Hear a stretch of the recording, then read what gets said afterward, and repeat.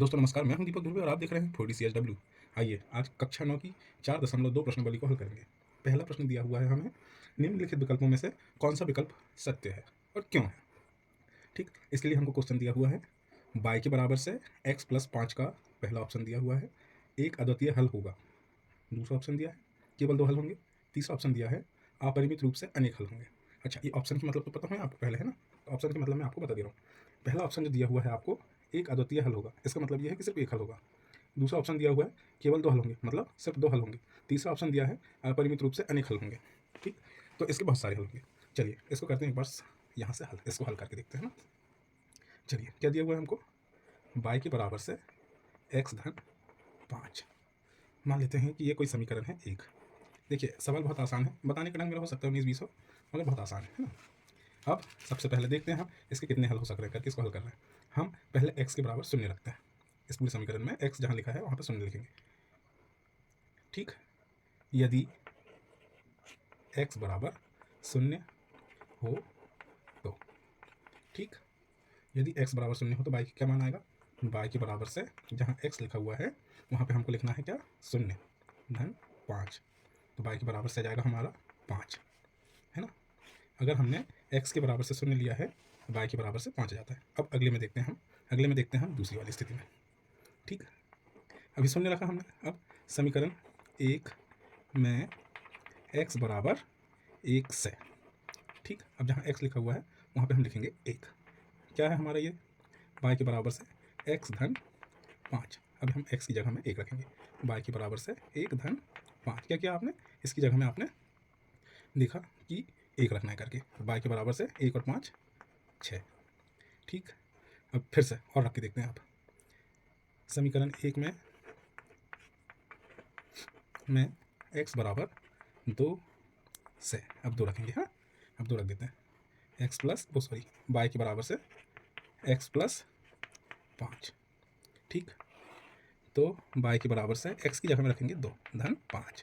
तो y के बराबर से कितना हो गया भैया, 7।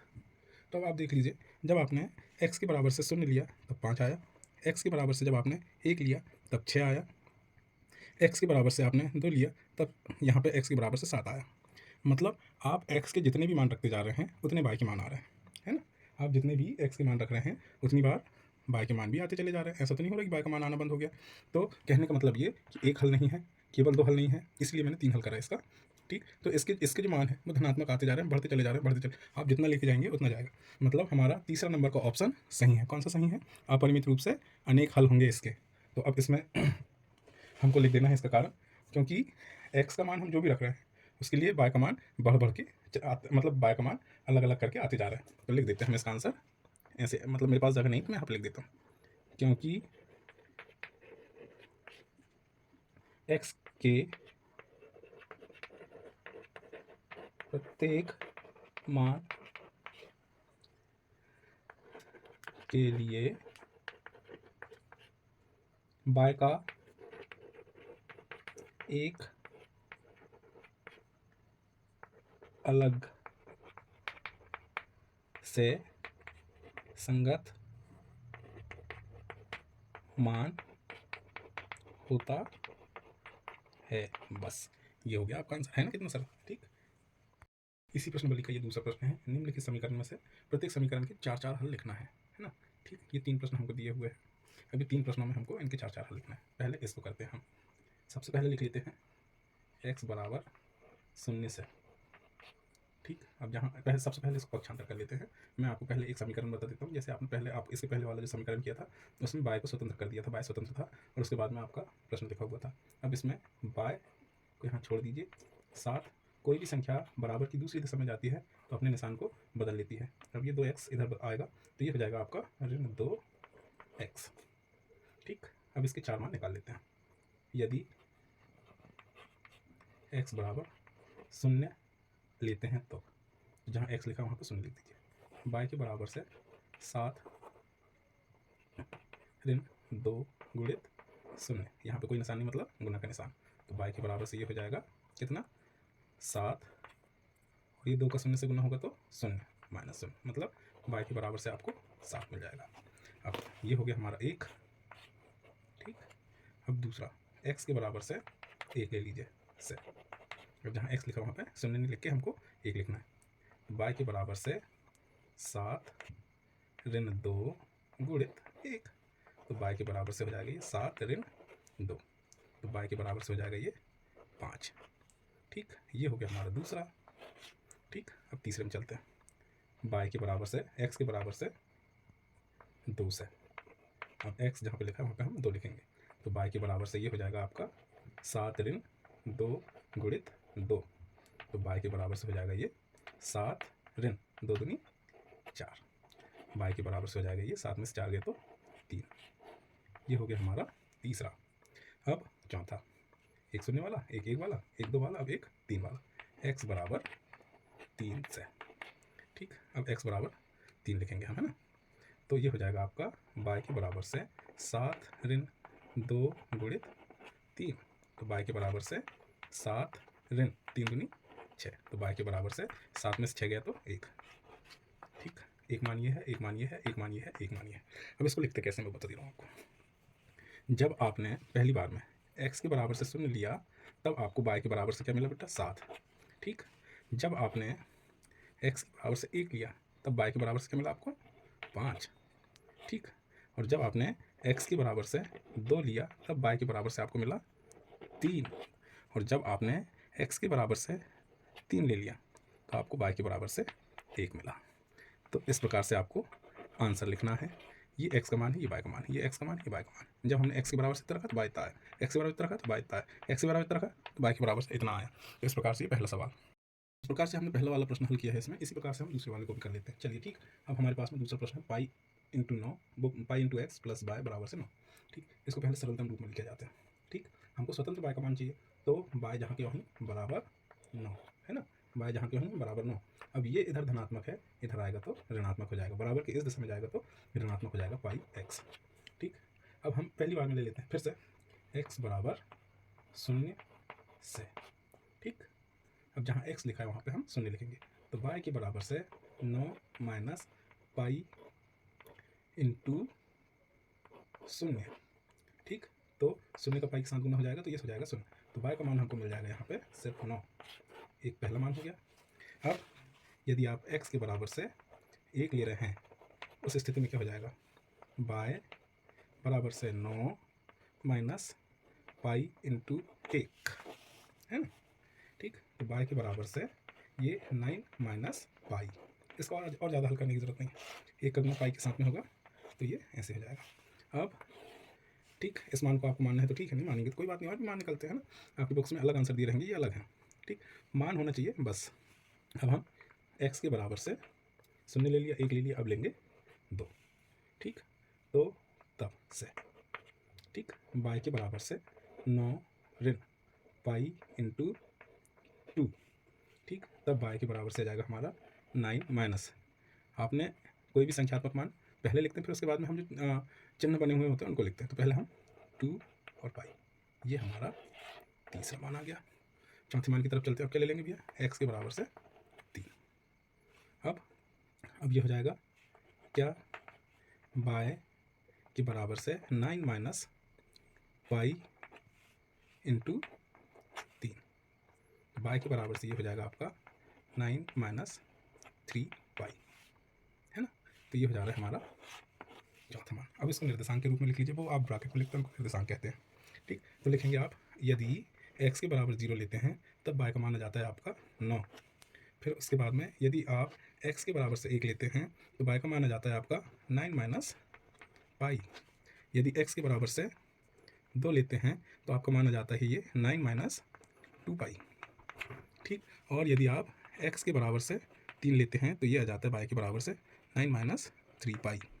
ठीक, ऐसे करके आपको इसका आंसर लिखना है। ठीक, अब हम चलते हैं वाले प्रश्न की तरफ में। अब ये वाला प्रश्न थोड़ा सा अलग सा है, हमको इसमें स्वतंत्र x दे दिया भैया। अब हमको यहाँ पे स्वतंत्र x से सबसे पहले स्वतंत्र y पे कन्वर्ट करना है। स्वतंत्र y चाहिए हमको तो स्वतंत्र y निकालेंगे, है ना। दिया है हमको x के बराबर से 4y, पक्षांतर कर लेंगे, ये y को यहीं छोड़ देंगे, y और 4 का आपस में क्या हो रहा है, गुना हो रहा है, तो बराबर की इधर आएंगे तो भाग हो जाएगा। या फिर अब हम इसको ऐसे लिख सकते हैं y के बराबर से x बटे 4। ठीक, x बराबर 0 से ठीक, x का मान शून्य अगर रखते हैं हम, ठीक, तो यहाँ पे रखें x का मान शून्य, y बराबर से x मतलब 0/4, मतलब y के बराबर से शून्य, पहला मान। ठीक, अब यदि x के बराबर से 1 है तब, है ना, तो अगर x के बराबर 1 है तो y के बराबर से यहाँ पे मान रख दीजिए 1/4, दूसरा मान। ठीक, यदि x के बराबर से 2 है तब देखते हैं, तो y के बराबर से x की जगह हम लिख देंगे हम 2 और y की जगह वो मतलब 4 का 4 है, ये कट सकता है, 2 1 कम 2, 2 दूनी 4, तो y के बराबर से आ जाएगा हमारा 1/2।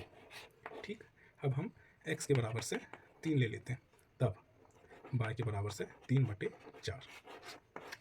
ठीक, x के बराबर शून्य लिया तो y के बराबर शून्य हो गया, x के बराबर 1 लिया तो y के बराबर से 1/4 हो गया, x के बराबर से 2 लिया तो 1/2 हो गया, x के बराबर 3 लिया तो y के बराबर से 3/4 हो गया। इसको निर्देशांक रूप में लिख देते हैं हम, है ना। तो x के बराबर यदि आपने शून्य लिया है तो y के बराबर भी शून्य मिल गया, x के बराबर से अगर आपने 1 लिया है तो y के बराबर से 1/4 मिल गया, यदि x के बराबर से आपने 2 लिया है तो y के बराबर से आपको 1/2 मिल गया, यदि आपने x के बराबर से 3 लिया है तो y के बराबर से 3/4 मिल गया है। यही आपका आंसर है। ठीक, अब ये हमारा तीसरा प्रश्न है। तीसरा प्रश्न है हमारे पास में, बताइए कि निम्नलिखित हलों में कौन कौन सा समीकरण x माइनस 2y बराबर 4 के हल हैं और कौन कौन से नहीं हैं। अगर हल होगा तो ये हमारे दोनों साइड जो हैं, ये वाला साइड भी और ये वाला साइड भी, बराबर के इधर और इधर दोनों को हम अलग अलग साइड मानते हैं, एक को लेफ्ट हैंड साइड कहते हैं, एक को राइट हैंड साइड कहते हैं। ठीक, अभी हमने आपको बताया था कि अब इसको करते हैं हम हल। ठीक, पहले हम क्या लिखते थे, अभी इसके पहले वाले प्रश्न को देख लीजिए आप रिपीट करके, पहले हम x लिखते थे, तो x के बराबर से क्या दिया है हमको 0, और y के बराबर से क्या दिया है हमको 2, तो इस वाले समीकरण में हमको मान रखने भैया। ठीक, जहाँ x लिखा है वहाँ पे 0 लिखेंगे और जहाँ y लिखा है वहाँ पे क्या लिखेंगे 2 लिखेंगे। ठीक, तो रखिए मान x की जगह में 0, ठीक, ऋण 2 और y की जगह में 2। अगर चर और अचर राशि के बीच में कोई निशान नहीं है तो उनके बीच में गुना का निशान होता है, 2 बराबर 4।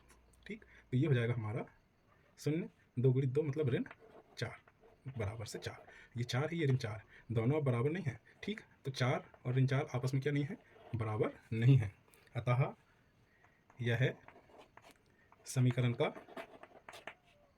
हल नहीं है।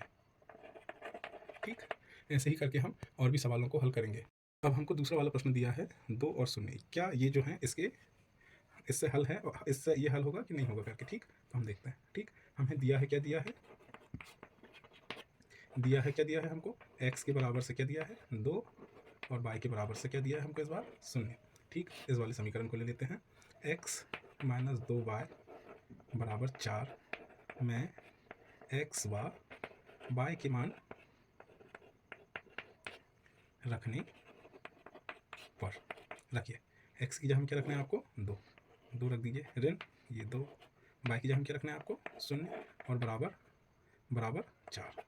ठीक, x की जगह में आपने 2 रखा, ये 2 ये वाला 2 ये है, और y की जगह में आपने 0 रखा। ठीक, तो ये हो जाता है आपका 2 ऋण 0 का 2 के साथ गुना होगा तो ये हो जाएगा आपका 0 4, तो यहाँ पे 2 के बराबर से 4। अभी आपको ये दोनों साइड बराबर दिख रही हैं क्या, नहीं दिख रही हैं, दोनों साइड बराबर नहीं है, तो यह भी, अतः यह भी समीकरण का हल नहीं है। ठीक, ऐसे ही करके हम अगले वाले की तरफ, तीसरा वाला है हमको 4 और 0 दिया हुआ है, मतलब x के बराबर से क्या दिया है हमको 4 और y के बराबर से क्या दिया है हमको 0। ठीक, लिख लेते हैं ये वाला, x माइनस 2y बराबर 4 में मान रखने पर। ठीक, यहाँ पे मान रख देते हैं, इसमें मान रख देते हैं, x मतलब 4 ऋण 2 मतलब 2, y मतलब 0 बराबर 4। ठीक, यहाँ पे कोई निशान नहीं मतलब गुना का निशान, तो 4 बराबर से 4, तो ये है बराबर। ठीक, ये दोनों आपस में 4 और 4 आपस में बराबर है, दोनों धनात्मक है, किसी में कोई ऋण का निशान नहीं है, अतः यह समीकरण का हल है। ठीक, इतनी सी बात है इसमें, इतने आसान है, आपने अगर ध्यान से देखा है तो आपको सब सवाल बनेंगे, आप थोड़ा ध्यान लगा के देखा, वीडियो को स्किप करके ना देखा, है ना। अब चलते हैं हम अगले वाले प्रश्न, अगला है हमारे पास में 1 और 1, मतलब x के बराबर से भी 1 लेना है और y के बराबर से भी 1 लेना है। ठीक, x माइनस 2y बराबर 4 में मान रखने पर। ठीक। अब इसमें x की जगह में 1 लिख दीजिए, 2 y की जगह में फिर से 1 लिख दीजिए बराबर से 4। तो 1 2 और 1 का गुना हुआ तो 2 बराबर से 4, ऋण 1 बराबर से 4। अब ये बराबर है कि आपस में नहीं है, ठीक, तो ये हल नहीं होगा, अतः यह समीकरण का हल नहीं है, ठीक। इस प्रकार से अब हमको यहाँ पे दिया हुआ है 1 करनी 2 है और 1 है 4 करनी 2, है ना। तो x के बराबर से दिया हुआ है करनी 2 और y के बराबर से दिया हुआ है 4 करनी 2, है ना, ठीक। इसको कर लेते हैं हम यहाँ पर x माइनस 2y बराबर से 4 में मान रखने पर, किसके, x और y की। जहाँ x लिखा वहाँ करनी 2 लिख दीजिए, करनी 2 लिख दीजिए इसमें -2, ठीक। अब y का मान है कितना, 4 करनी 2 बराबर से ये 4, ठीक। कर लीजिए इसको भी हल। अब इसको हल करेंगे, करनी 2 ऋण 8 हो जाएगा, ये 2 चौ 8 और ये करनी 2 बराबर से 4।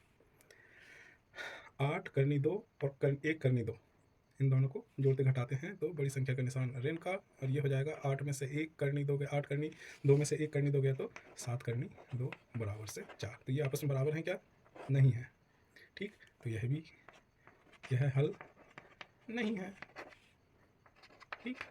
ये ऐसे करके आपको करना है। यह हमारा चौथा सवाल, k का मान ज्ञात कीजिए जबकि x के बराबर से 2 और y के बराबर से 1 समीकरण दिया हुआ है हमको 2x + 3y बराबर k का सिर्फ एक हल हो, उस स्थिति में हमको ये ज्ञात करना है, ठीक। ठीक, दिया है, क्या दिया है आपको, x के बराबर से 2 और y के बराबर से 1, ठीक।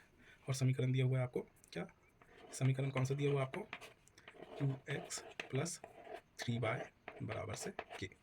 अब जहाँ x लिखा है वहाँ पे 2 लिख दीजिए, है ना, और जहाँ y लिखा वहाँ पे 1 लिख दीजिए मान रखने पर, ठीक। मान रख दीजिए 2 अपनी जगह में, ठीक है भैया। x की जगह में 2 लिख दीजिए, फिर उसके बाद में प्लस ये 3, फिर y की जगह में 1 बराबर से k। तो 4 धन 3 बराबर से k, 4 और 3 7 बराबर से k, ये आपका आंसर, ठीक। आशा करता हूँ आपको वीडियो पसंद आ रही होगी, और पसंद आ रही है तो लाइक कर लें, अपने दोस्तों के साथ में शेयर कर लें, और हो सके तो चैनल को भी सब्सक्राइब कर लें।